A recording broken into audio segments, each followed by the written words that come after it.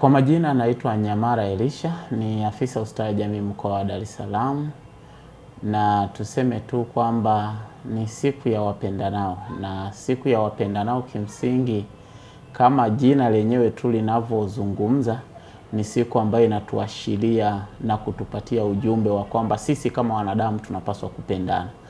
Na tunapendana kwa sababu pia hata ukienda katika utaratibu wa Mwenyezi Mungu, jambo hili ndio jambo lilosisitizwa, na kwa mtu unayempenda huwezi ukamdhuru, mtu unayempenda huwezi ukamtendea ukatili, mtu unayemdhuru huwezi ukamtukana, wala huwezi ukafikiria kumuumiza kwa njia yoyote ile.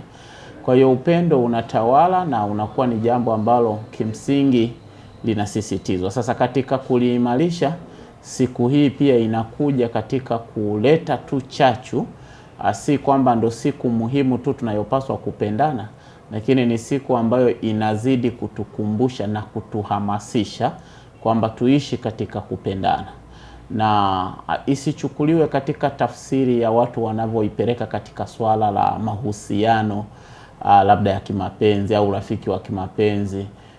Ni siku ya wapendanao kwa maana tu ya kudumisha na kuongeza uelewa kwa jamii juu ya swala na umuhimu wa upendo, kwamba ndio msingi wa kila kitu.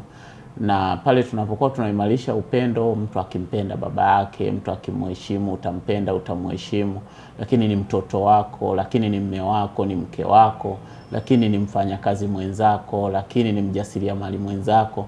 Lakini sisi tunaenda mbali zaidi katika swala la ustawi wa jamii, kuhamasisha zaidi katika familia, kwa sababu tunajua familia ndio taasisi ambayo inazalisha mambo yote, kwa maana mtoto anaishi pale, analelewa pale, anakuzwa pale.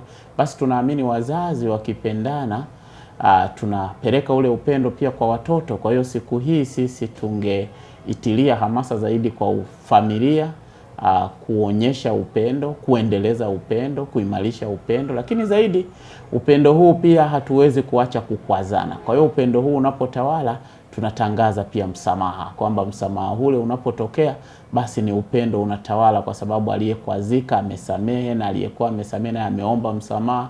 Kwa mwisho wa siku tunakuwa tunaimarisha ule upendo. Kwa hiyo wito wetu sisi kama maafisa ustawi jamii zaidi ni kwenye familia, lakini tunayo makundi mengine kama makundi ya watu wenye ulemavu, kama makundi ya wazee. Basi ni wito wetu pia kuona kwamba jamii inaimarisha upendo kwa makundi hayo, na tusibague wala tusiwanyanyase watu wenye ulemavu. Siku hii ya wapendanao inatukumbusha kwamba sisi kama wanadamu, kwa tofauti za maumbile yetu, rangi yetu, umri wetu, lakini kikubwa ni kupendana, jambo ambalo Mwenyezi Mungu analisema, lakini ndio wito wa viongozi wetu pia, hasa katika serikali hii ya awamu ya 6, tukisisitiza kupendana, kujenga zaidi umoja wa kitaifa. Lakini pia kama wanadamu tunapopendana huyu na huyu, ndipo tunapoanzisha pia kujenga upendo kama taifa.